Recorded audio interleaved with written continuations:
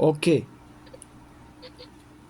Financial accounting SAQ1 explain the dual aspect concept. इसके अंदर क्या बोल रहा है ना, एक डुअल कॉन्सेप्ट है बोल रहा, मतलब दो साइड, उसको क्या बोलते हैं, डबल एक्सेप्ट कॉन्सेप्ट भी बोलते हैं। इसका फंडामेंटल प्रिंसिपल क्या है अकाउंटिंग में जो है, सो इन्हें कोई भी ट्रांजेक्शन है तो दो साइड रिकॉर्ड करता, एक डेबिट में रिकॉर्ड करा दो, क्रेडिट में भी रिकॉर्ड करता, वो भी इक्वल एक्सेप्ट के, इधर 100 रुपए रिकॉर्ड करा दो, उधर 100 रुपए रिकॉर्ड करता। पॉज करो यार। ओके। फर्स्ट पॉइंट इसका क्या है, अंडरस्टैंडिंग द ड्युअलिटी कॉन्सेप्ट। इसके अंदर क्या बोल रहा कि कोई सा भी अगर बिजनेस का ट्रांजैक्शन है जो कि फाइनेंशियल पोजीशन की कंपनी की अफेक्ट कर रहा, तो उसको क्या है, ड्युअलिटी कॉन्सेप्ट बोलते। और दो तरीके के अफेक्ट करता उन्हें, दो तरीके से अफेक्ट करता।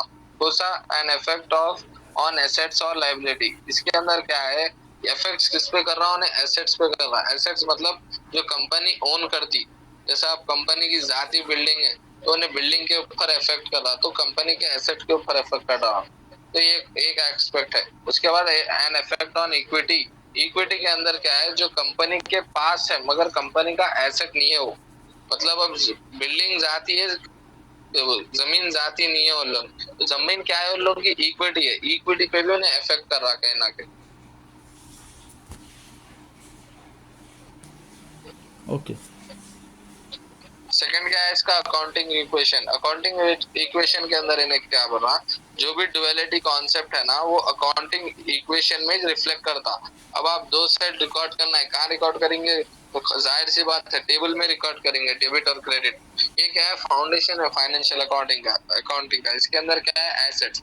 एसेट्स किसको बोलते हैं, लायबिलिटीज प्लस इक्विटी को एसेट्स बोलते हैं। एसेट्स का मतलब पहले समझा दिया हम, जो कंपनी ओन करती है उसको एसेट्स बोलते हैं, जैसा कि पैसे, इन्वेंट्री, इक्विपमेंट, जो भी। लाइबिलिटी, लाइबिलिटीज क्या है, जो भी अमाउंट जो है सो बनना रहता है कंपनी को, जैसा लोन अगर ली या कर्जा है जिसका भी, तो वो बनने का रहता है लाइबिलिटीज के। इक्विटी क्या है, जो कंपनी का रहता नहीं मगर कंपनी उसको क्या है, अपना है बोल के बताती, जैसा कि आने की चीजें है या कुछ भी है तो है भाई मेरा ही वो बोल के बोलती, जैसा कि ओनर का पैसा जो है या जो भी बाद में आने की चीजें है वो क्या है, इक्विटी है। हम्म। सेकंड क्वेश्चन SAQ का क्या है, what is accounting cycle. Accounting cycle में 8 स्टेप्स रहते, जो अकाउंटिंग प्रोसेस पे अकाउंटिंग साइकिल का मेन हिस्सा है। 8 स्टेप से अकाउंटिंग साइकिल बनता है। क्या है पहले, जो अकाउंटिंग साइकिल का मतलब कोई भी चीज को, फाइनेंशियल एक्टिविटीज को कंपनी के आप रिकॉर्ड कर रहे साल भर के वास्ते या महीने के वास्ते, जैसा हर महीने का कितना खर्चा है रिकॉर्ड करते, हर महीने कितने जा रहे हो वैसा। तो अकाउंटिंग साइकिल के स्टेप्स क्या है वो देखेंगे। पहले क्या है, आइडेंटिफाई ट्रांजेक्शन। इन्हें क्या करता, पूरे क्या क्या ट्रांजेक्शन हुए वो आइडेंटिफाई करता, खर्चा कितना हुआ, मतलब खाली राशन का कितना खर्चा हुआ, आने का कितना खर्चा हुआ, घर का कितना खर्चा हुआ, तो सब नॉर्मल चीजें इन्हें रिकॉर्ड करता है इसके अंदर। ट्रांजेक्शन किस किस टाइप के, जैसा परचेज, सेल्स एक्सेट्रा। उसके बाद वो मालूम कर लिए बाद उन्हें छोड़ देता तो नहीं ना, तो उन्हें क्या करता, record in general, general entries में रिकॉर्ड करता, उन्हें लिख लेता transaction.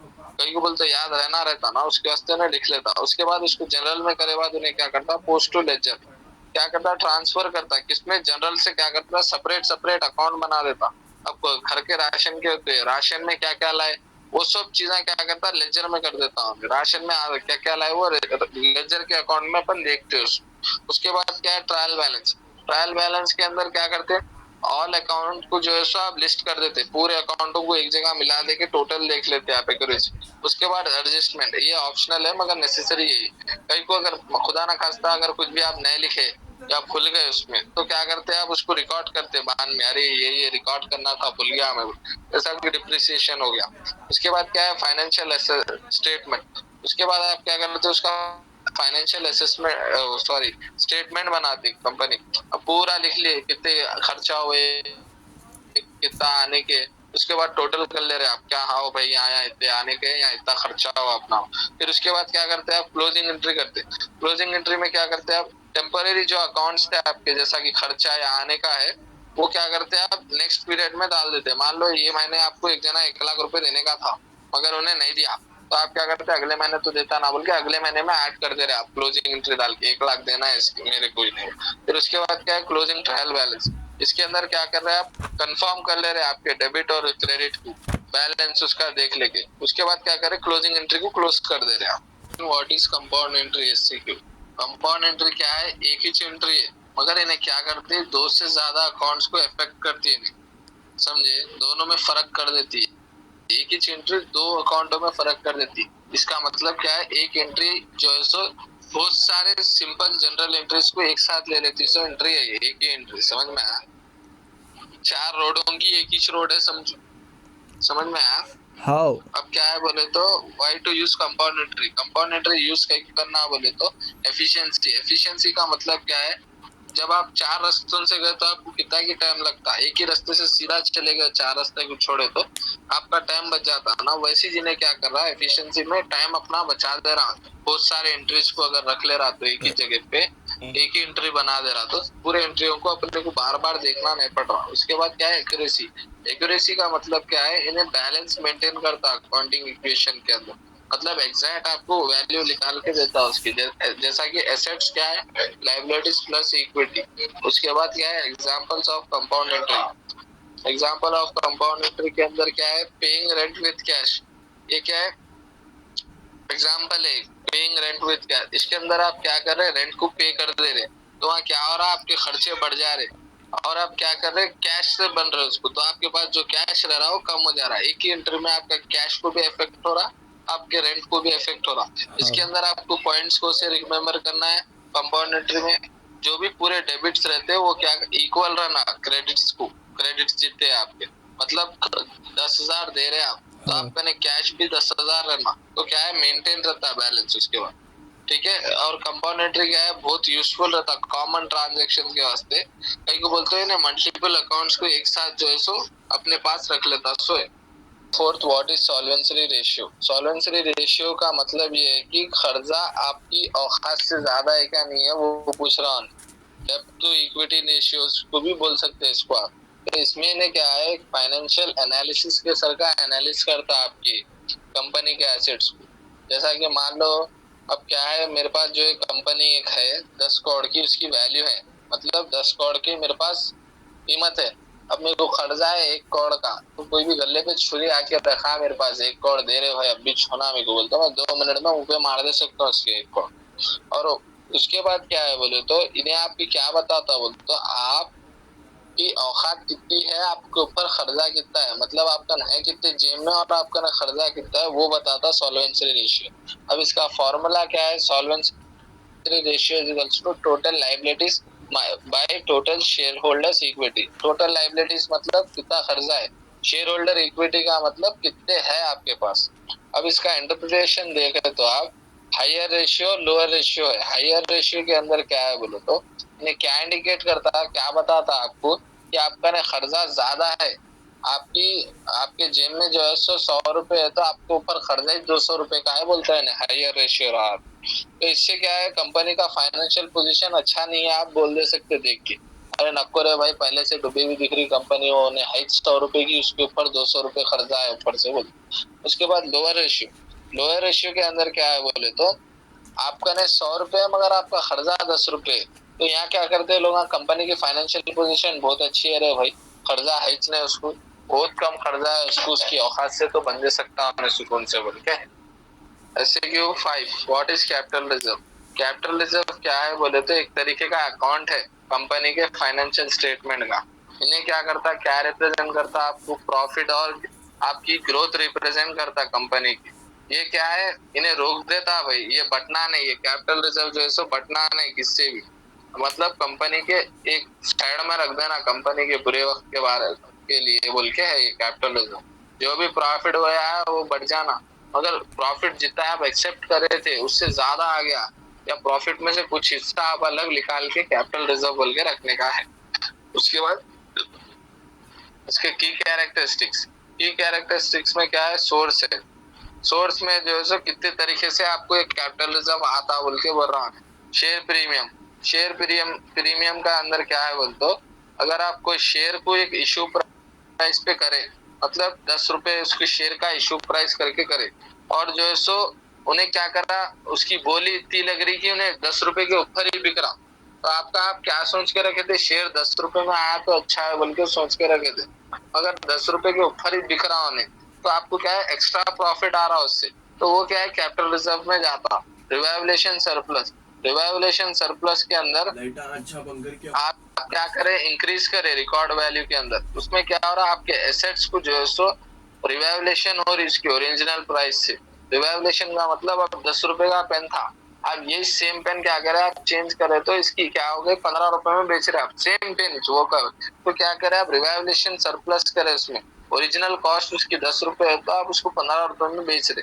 Profit on sale of asset, profit on sale of asset का अंदर क्या कर रहे बोले तो आप प्रॉफिट जो कमा रहे आप बेच के एसेट्स को वो किस तरीके से कमा रहे, अगर उसकी वाजिबी कीमत देखा गया तो 100 रुपए है बुक की, तो आप उसको 150 में बेच रहे तो ये 50 रुपए ऊपर अलग कमा रहे आप एक्स्ट्रा देखा गया तो इससे क्या हो रहा है आपका कैपिटल रिजर्व आ रहा। अब इसको रेस्ट्रिक्टेड यूज के अंदर क्या है बोले तो रेस्ट्रिक्टेड यूज के अंदर ये यूज कब करने की चीजें है वो पूछ रहा हूँ। कैपिटल रिजर्व यूज कब कब होता, कैपिटल रिजर्व जैसे एक अर्निंग के सर का नहीं है आपका हमारे सो ना ये किसी को बांट सकते ना किसी को दे सकते। कैपिटल रिजर्व जो है सो कंपनी के बुरे वक्त के वास्ते यूज होता है और पॉलिसीज और लीगल टर्म्स के लिए यूज होता है। जैसा कि मेंटेनिंग सॉल्वेंसी, मेंटेनिंग सॉल्वेंसी के अंदर क्या है कंपनी के पास अपना एक पैसा रहना रिजर्व रहना पैसा, मतलब अब जैसा घरों में भी अपन थोड़े उठा के रखते बुरे वक्त के वास्ते, वैसी कंपनी भी क्या करती है अपना बुरे वक्त के वास्ते पैसा थोड़ा उठा के रखती कभी ना कभी तो जरूरत पड़ती। फिर उसके बाद क्या है नेक्स्ट स्पेसिफिक फर्दर नीड, इसके अंदर क्या है अगर कुछ एक्सपेंडिचर बड़े कर रहे हैं आप या कुछ दूसरा प्लान करे स्ट्रेटेजीज करे तो पैसा कहाँ से होना भाई बोल तो कैपिटल रिजर्व में है ना भाई, वहां से निकाल ले सकते हैं अलमारी में से निकाल ले सकते ले ले सकते हो। तो कंपनी के हित में काम होना उसका पैसों का बटना नहीं किसका जाना नहीं काम हो रहा सो कंपनी के वास्ते होना उसको कैपिटल रिजर्व बोल। SEQ 6 what is meant by accounting, accounting क्या है बोल के बोल रहा हूँ। अकाउंटिंग एक सिस्टम है कई का जो रिकॉर्ड करता क्लासिफाई करता समराइज करता एनालाइज करता या फाइनेंशियल ट्रांजैक्शन को जो भी धंधा होता है बिजनेस में। अब आप क्या करते खाता रखते कुछ भी बात कितने का बिका माल कितने का आने का है कितना बेचे कर तो ये सब दिमाग में थोड़ी याद रहता कि तो आप क्या करते इसको सब नोट करते तो इसलिए इसको अकाउंटिंग बोलते। इसमें क्या करता उन्हें आपको ये जब आप नोट कर लेते बिजनेसेस में ऑर्गेनाइजेशन में जब अकाउंटिंग करते तो इन्हें एक आपको इन्फॉर्मेशन बता के दे देता आपकी कि आपकी फाइनेंशियल पोजीशन क्या है आपकी माली हालत क्या चल रही बोली। तो ये क्या है बहुत सारे स्टेक होल्डर्स कंपनी से पार्टनर्स के बिटवीन यूज होता है, मतलब उनना देखते कि फाइनेंशियल पोजीशन क्या है और एक डिसीजन लेते हैं उसके साथ। तो किस किस तरीके से रिकॉर्डिंग होती है अकाउंटिंग की देखो आप पहले क्या होता रिकॉर्डिंग ट्रांजैक्शन होता, रिकॉर्डिंग ट्रांजैक्शन के अंदर जो भी पैसे का लेन देन हो रहा है वो रिकॉर्ड करते जैसा कि खरीद रहे बेच रहे या पैसे दे रहे तो सब चीजें क्या है रिकॉर्ड होती। उसके बाद क्या है क्लासिफाइड ट्रांजैक्शन, क्लासिफाइड ट्रांजैक्शन के अंदर क्या है बोलते ये सबके एक अलग अलग अकाउंट बनते हैं इसके अंदर, मतलब आप खरीद रहे तो खरीद रहे क्या क्या खरीदे वो सब एक अकाउंट में आ जाता, बेच रहे क्या क्या बेचे वो सब एक अकाउंट में आ, क्या कुछ दिए क्या क्या पैसे दिए वो सब एक अकाउंट में आ जाता जैसा कि लाइबिलिटीज एसेट्स रेवेन्यू एक्सपेंसेस। उसके बाद क्या है समराइजिंग ट्रांजैक्शन, समराइजिंग ट्रांजैक्शन के अंदर क्या कर रहे हैं आप तो सब चीज की एक रिपोर्ट बना रहे, रिपोर्ट बना के एक बैलेंस शीट इनकम स्टेटमेंट या कैश फ्लो स्टेटमेंट ऐसा बना के क्या कर रहे रिप्रेजेंट कर रहे उसको, जैसा कि सब सब्जेक्ट के मार्क्स लिख लिया अपन ये सब्जेक्ट में इतना है ये सब्जेक्ट में इतना है उसके क्या करें आप टोटल कर रहे। उसके बाद नेक्स्ट क्या है एनालाइजिंग ट्रांजैक्शन, एनालाइजिंग ट्रांजैक्शन के अंदर क्या करते बोलते अकाउंटेंट को फाइनेंशियल स्टेटमेंट जब मिल जाता तो ना कितना प्रॉफिट हुआ लॉस हुआ देख लेते तो उसके हिसाब से ना क्या है ट्रेंड्स फाइंड आउट करते कि आज ये साल अपना अच्छा गया नहीं गया, फाइनेंशियल हेल्थ अपनी अच्छी है नहीं है या फिर कुछ ना कुछ और चेंजेस करना है या नहीं है। Q7 explain the cash and credit transaction, ये बिजनेस की दुनिया में दो तरीके के मेन ट्रांजैक्शन होते हैं जो कि हर जगह चलते, पहला है कैश दूसरा है क्रेडिट। दोनों में क्या होता है बोलते हो गुड्स और सर्विसेज के एक्सचेंज होता मगर दोनों के पेमेंट टाइमिंग डिफरेंट है, ये इसका इंट्रो है। कैश ट्रांजैक्शन, कैश ट्रांजैक्शन से अंदर क्या बोल रहा है इमीडिएट पेमेंट, इमीडिएट पेमेंट का मतलब क्या है अब आप किसी भी किराने की दुकान पे गए उसके से क्या करे अब सौदा लिए 100 रुपए तो जब का जब इसके मुंह पे 100 रुपए हमारे सौदा ले लेके आगे तो ये क्या होगा इमीडिएट ट्रांजैक्शन हो गया, जब का जब अकाउंट सब क्लोज हो गया आपका नाम आप उसको जानते हैं उसके बाद हमें आपको नहीं जानता उससे तो आप क्या करें एक्सचेंज क्या करें आप ग्रोसरी के बदले में गुड्स और सर्विसेज के बदले में फिजिकल करेंसी के तौर पे आप एक्सचेंज करें वहाँ गुड्स जब का जब एग्जाम्पल जैसा बोल दिया उसके बाद क्या है, क्रेडिट ट्रांजेक्शन। क्रेडिट ट्रांजेक्शन के अंदर डिले पेमेंट आता है। डिले पेमेंट का मतलब क्या है, अब मान लो आपके पास पहले आने थोड़ा टाइम है या पैसे नहीं, तो आप सौदा क्या बोल के लेते हैं, भाई 2-3 दिन में आपको दे देता हूँ, पैसे अभी आने के हैं, नहीं आने 2 दिन दे दो। तो आप क्या कर रहे हैं, वहाँ एक्सचेंज तो हो रहा, क्या हो रहा, आपके पास गुड्स आ रहे, मगर उसको क्या एक्सचेंज नहीं हो रहा, आप उसको पैसे नहीं दे रहे। कब तक नहीं दे रहे बोले, आप 3 से 6 दिन तक नहीं दे रहे बोल के बोले। हाँ तो इसमें क्या होता है, डिले पेमेंट में आपको चीज तो मिल जाती, मगर आप उसको पैसे बाद में देते सामने वाले को, चीज लिए बाद। ठीक है, हाँ डिले पेमेंट के अंदर वो 30 से लेके 60 दिन तक। जैसा क्रेडिट कार्ड ले लो, क्रेडिट कार्ड चला दिए, अब 1 महीने का, तो 1 महीने के बाद उसको पैसे बनना रहता क्रेडिट कार्ड वाला। Okay, distinguish between trade discount and cash discount. ये क्या है, दो भी ट्रेड डिस्काउंट ही है, मगर ट्रेड डिस्काउंट और कैश डिस्काउंट के अंदर क्या हो रहा बोल तो, गुड्स का प्राइस कम हो रहा, मतलब गुड्स का प्राइस दोनों में कम हो रहा है। 10 रुपए की चीज आपको कम मिल रही है, 10 रुपए से कम मिल रही है दोनों में। मगर इसके अंदर क्या है, दोनों में डिफरेंस क्या है बोल तो, टर्म्स का है और पर्पस और टाइमिंग का है। जैसा कि ट्रेड डिस्काउंट का पर्पस क्या रहता है बोल तो, अगर आप ज्यादा से ज्यादा गुड उठाए, भाई आप कितने पेन है आपका, मैं आपका से 1000 पेन लेता हूँ, तो मेरे को कम करके जो बोलते हो, जाहिर सी बात है उन्हें कम करके देता, आपको 10 रुपए में तो नहीं देता। तो मैं क्या बोल के बोल रहे, आप 1000 पेन लेता हूँ और मैं हर दूसरे दिन आपको से 1000 पेन लूंगा बोल के। तो यहाँ क्या है, लंबे टाइम का बिजनेस आप उससे बना रहे, रिलेशनशिप बना के दे रहे ट्रेड डिस्काउंट के अंदर। तो यहाँ पे आपको डिस्काउंट दे रहा हूँ, ज्यादा बल्क में क्वांटिटी ले रहे बोल। उसके बाद टाइमिंग, टाइमिंग के अंदर क्या हो रहा बोल तो, जब जब आप उसका जाके 1000 पेन का ऑर्डर दे रहे हर दूसरे दिन, तब तब उन्हें आपको कम करके दे रहा, पैसे डिस्काउंट करके दे रहा, इनवॉइस इशू होने से पहले कर दे रहा हूँ, इनवॉइस आती है उससे इशू होने से पहले। इसका कैलकुलेशन कैसा होता है तो, परसेंटेज में होता है इसका कैलकुलेशन, यूजुअली देखा गया तो लिस्ट प्राइस। ठीक है, उसके बाद बायर्स पे में जो, उसके बाद इसका नेक्स्ट पॉइंट क्या है, not shown on invoice. Trade discount जो है नहीं बताते, इनवॉइस के अंदर ट्रेड डिस्काउंट नहीं शो करते। जैसा कि ट्रेड इनवॉइस के अंदर जीएसटी कितना ले रहे हैं अपन से, ये टैक्स फलान टैक्स, चीज कितने की है, ये वो टोटल बोला, ये सब बताते ना। तो इसके अंदर आपको ट्रेड डिस्काउंट बोल के टाइम में मेंशन नहीं रहता। उसके बाद कैश डिस्काउंट, कैश डिस्काउंट के अंदर इसका पर्पस ये रहता है कि कस्टमर को ना इंकरेज करते कि जल्द से जल्द पैसे बनो बोले। ठीक है, अब इसका क्या है, टाइमिंग का अंदर मतलब, अब ना ऑफर करते कस्टमर्स को। अब जैसा मान लो, अब जैसा पेटीएम जो ऐप लेकर आ, अगर आप कुछ भी ट्रांजेक्शन ये महीने के अंदर में करें तो आपको 2% कैशबैक बोल के दे देता हूँ। तो उन्हें क्या हो रहा है, ऑफर कर रहा है आपको कि पेमेंट आप जल्दी से जल्दी बनो, तो आपको जो है सो हम कैशबैक या कुछ भी डिस्काउंट देंगे। जैसा आप वाईफाई का कुछ भी कनेक्ट वो है आपके पास कनेक्शन, तो अगर आप उसकी डेट आ गई पेमेंट की, या उसकी डेट नहीं आई, तो भी उन्हें क्या करता है, अगर उसको पैसे की जरूरत है तो सर आप अगर आप अभी पे कर दिए तो आपको 5% डिस्काउंट मिल जाता है सर, बाद में करे तो आपको पूरे पैसे बनना पड़ता होगा। तो ये क्या है, कैश डिस्काउंट में इस तरीके से टाइमिंग के अंदर ऑफर होता है कि जल्द से जल्द पैसे बनो, डिस्काउंट मिलता है आपको। उसके बाद इसके कैलकुलेशन जो है सो इनवॉइस प्राइस में यूज होते हैं। ये पहले से जो है सो कोई भी ट्रेड अकाउंट पे नहीं रहता, मतलब ये डिडक्ट कैसा होता है, इनवॉइस प्राइस, इनवॉइस के अंदर स्पेसिफिक टाइम फ्रेम के अंदर जब आप बन रहे हो तो उसके अंदर ही डिडक्ट हो रहा है आपका कैलकुलेशन। शोन ऑन इनवॉइस, ये क्या है, कैश डिस्काउंट जो है इनवॉइस के पेज पे क्लियरली शो होते, जैसा कि टर्म्स में 2/10 या नेट 30, जिसका मतलब 2% डिस्काउंट दिए इनको हम, 10 दिन के अंदर बन दिए बोल के। तो ऐसा ये बोल के मेंशन रहता, अगर नहीं बने तो पूरा अमाउंट आपको 30 दिन के अंदर ऐसा बनने का है। 9 what is meant by corporate dividend tax, मतलब कॉर्पोरेट डिविडेंड टैक्स एक टर्म है क्या, कॉर्पोरेट डिविडेंड टैक्स ये कई के लिए रिफर करता, दो चीजों के लिए रिफर करता, कि किस कंट्री में आप रह रहे या क्या टाइम पे ये डिस्कस हुआ टैक्स। जैसा कि पहला है डिविडेंड डिस्ट्रीब्यूशन टैक्स, डीडीटी, जो कि अबॉलिश सिस्टम इंडिया, मतलब खत्म कर दिए इसको। पहले क्या था, इंडिया में टैक्स को कैसा बुलाते थे, डिविडेंड डिस्ट्रीब्यूशन टैक्स बोल के बुलाते थे, डीटीडी। ये कई के लिए इंट्रोड्यूस हुआ ऐसा बोल तो, ये खाली कंपनीज के ऊपर अप्लाई हुआ था टैक्स, मतलब कंपनी बनने का था, इसको लिफ्ट करने का था।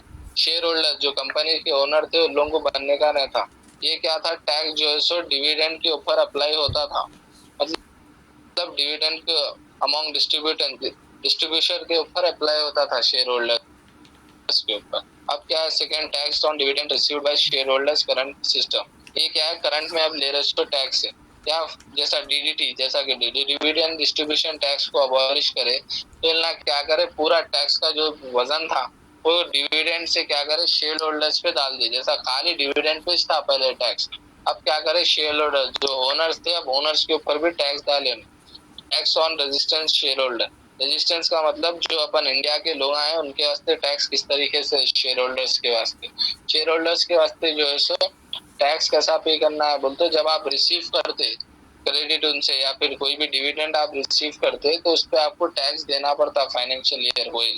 जैसा कि मान लो आप 5,000 रुपए से ज्यादा का अगर डिविडेंड, डिविडेंड का मतलब प्रॉफिट, कंपनी को आता थोड़ा हिस्सा प्रॉफिट आपको देती है, तो अगर वो 5,000 से बढ़ के है तो आपको टीडीएस, टीडीएस का मतलब tax on dividend share holders, तो ये क्या करते बोलते 10% अप्लाई होता, जैसा 5,000 का 500 रुपए अप्लाई होता आपकन से, ये आपकन से काट के और ना आपको पैसे दे देते।